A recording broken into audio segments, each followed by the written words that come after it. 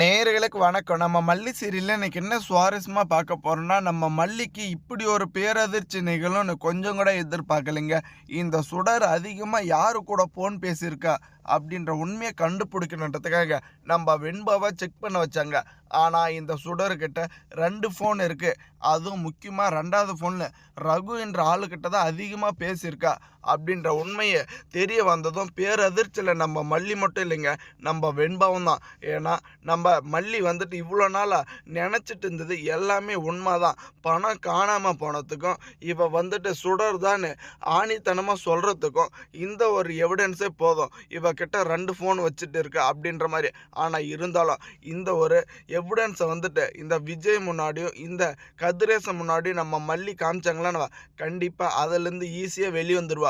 இந்த ஃபோனுக்கும் எனக்கும் சம்மந்தம் இல்லை, யாரோ என் மேலே வீண் பழி போட தான் இப்படி ஒரு விஷயத்த பண்ணியிருக்காங்க அப்படின்ற மாதிரி. ஆனால் இந்த சுடருக்கு வந்துட்டு கொஞ்சம் ரொம்பவே தைரியம் தாங்க. ஏன்னா நம்ம மாட்ட போகிறோம் அப்படின்றத வந்துட்டு தெரிஞ்சுமே இவ்வளோ சாமர்த்தியமாக அந்த ஒரு வீட்டுக்குள்ளே எல்லாருமே திட்டம் போட்டு ஏமாற்றிட்டு இருக்காங்க. பல நாள் திருட ஒரு நாள் கண்டிப்பாக வெளிச்சத்துக்கு அகப்படுவாங்க இந்த சுடர். என்னதான் ட்ராமா பண்ணி இந்த கதிரேசனும் நிஷாவும் ஏமாற்றணும்னு நினச்சிருந்தாலும் கண்டிப்பாக இந்த குற்றவாளி யார், பணம் எப்படி காணாமல் போச்சு, இதுக்கு பின்னாடி யாரெல்லாம் இருக்காங்க அப்படின்ற உண்மையை வந்துட்டு இந்த போலீஸ் கண்டுபிடிச்சிருவாங்கன்னு ரொம்பவே வந்துட்டு நம்ம கதிரேசன் நம்பிக்கையாக இருக்காங்க. ஆனால் இந்த வெண்பாக்கு கிடைச்ச ஆதாரத்தை வச்சு கண்டிப்பாக நம்ம வெண்பா எந்த லெவலுக்குன்னா போய் இவ்வளோ செய்யலாங்க. இப்போயே வந்துட்டு நம்ம விஜய்க்கு இந்த ஒரு உண்மையை சொல்லிடணும். இந்த டாடா இங்கே பாருங்கள், இந்த சுடரம்மா மல்லியம்மா வந்துட்டு சொன்னாங்க இந்த ரேணுகம்மா கிட்ட யார் அதிகமாக ஃபோன் பேசியிருக்காங்கன்னு. ஆனால் இந்த ரேணுகம்மா வந்துட்டு 2 ஃபோன் வச்சுட்டு இருக்காங்க. அதில் முக்கியமாக ரகுன்ற ஆளுக்கிட்ட தான் அதிகமாக பேசியிருக்காங்க அப்படின்ற மாதிரி சொன்னாவா. ஒரு பக்கம் எரிஞ்சிட்டு இருக்கிற எண்ணெயில் இன்னும் கொஞ்சம் தண்ணியை ஊற்றின மாதிரி இந்த சுடரோட நிலைமை ரொம்பவே வந்துட்டு கேவலமாக மாறப்போகுது. ஆனால் இருந்துமே பார்த்தீங்களான்னு நம்ம ராஜேஸ்வரிக்கே கிட்டத்தட்ட இப்போ இந்த ரேணுகா மேலே சந்தேகம் வந்துருச்சுங்க. ஒரு வேளை வந்துட்டு இவங்க எல்லாரும் சேர்ந்து ஏதோ ஒரு பயங்கரமான பிளானை போட்டுட்டு இருக்காங்க அப்படின்ற மாதிரி. ஆனால் இருந்தாலும் நம்ம விஜயை வளர விடக்கூடாதுன்றதுக்காக ஒரு பக்கம் அவளும் சதி திட்டத்தை போட்டுட்டு தான் இருக்கா முடிஞ்ச வரைக்கும்.